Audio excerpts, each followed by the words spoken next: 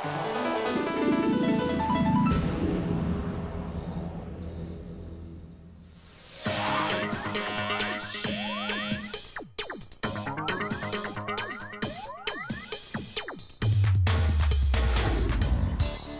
Dina Mohajer decided to paint her toenails baby blue, she didn't know she was about to become a fashion icon.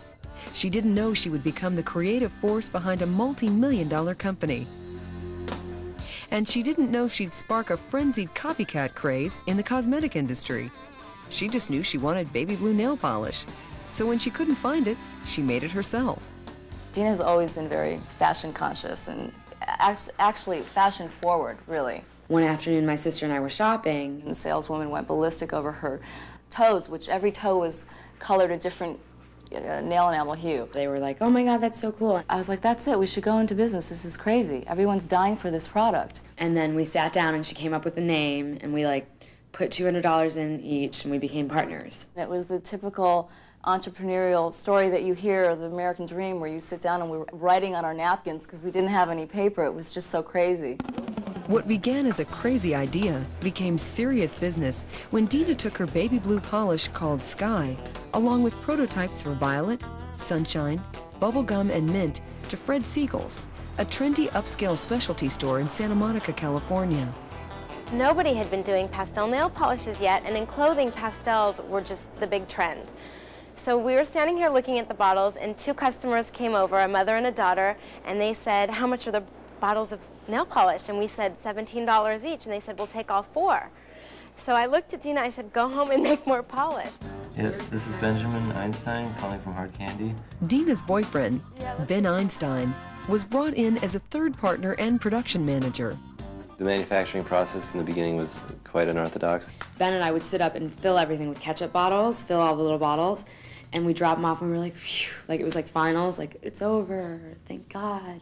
And they'd call us within a half hour and they're like, we're sold out and we need this many more. Yeah, every single room was completely a manufacturing plant or a shipping facility or of an office of some sort.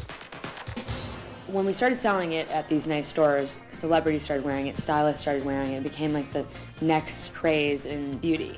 Before I could blink my eye, I had editorial in 17 and Vogue and Elle and MTV was covering it, and people were like, our phones were ringing off the hook 24 hours a day. Before we knew it, like we were 2,000 orders behind, 3,000 orders behind. It started off kind of as a joke to make like a little bit of extra money over the summer. I had this opportunity to make hard candy into something substantial. I had a window of opportunity. I had like my foot in the door. Dina put her plans for med school on hold, and with a $50,000 loan from her parents, Hard Candy set up headquarters in Beverly Hills.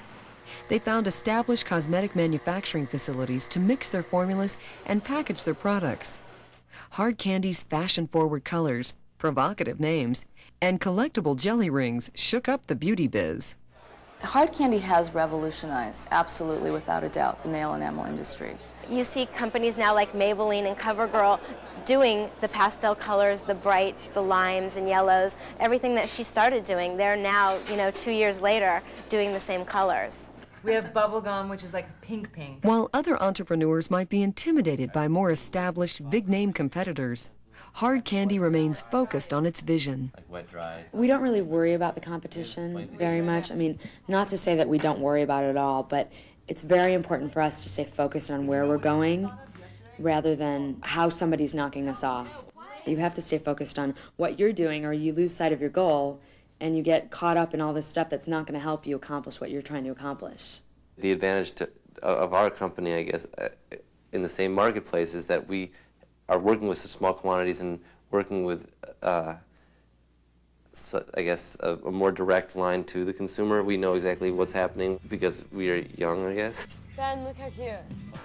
We kind of have our ears to the street and we know when something is changing. Whereas I don't think when you're 60 years old and you're in New York City and you're on the 58th floor, you're going to have your fingers on anything happening. It's just not the same thing as being on Melrose and, or Beverly Hills, or just seeing the trends, as fast as they come. Hard Candy has expanded its influence beyond nail polish. Today, the Hard Candy line includes lipsticks, blushes, brow kits, and eye colors. We just launched the eye line in September, and it's outselling our nail polish, lipstick, and lip liners at this point, which is really incredible because we started out with 5 nail polish colors, and now we've moved into a different category.